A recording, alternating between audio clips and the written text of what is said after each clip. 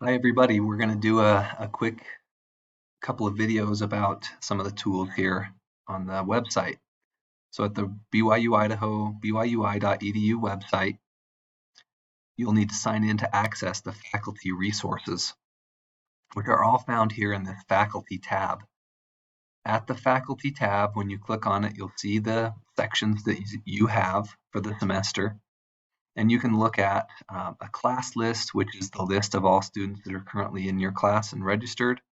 You can look at your waiting list and see students that are requesting to join your class, and we'll make an additional video about that.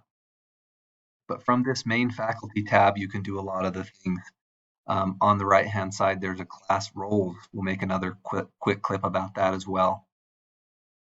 One of the main things that's nice is from your class list, if you click that from the drop-down, you can quickly email all of your students. If you wanted to email just selected students, then you could go through and click this button and it will only email those that you've selected. You can also print a class list or download it to Excel, but the emailing all students, this is a great thing to do before the semester.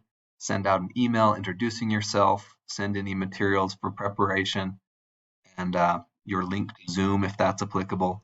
So this is where you would design and be able to send that email really quickly.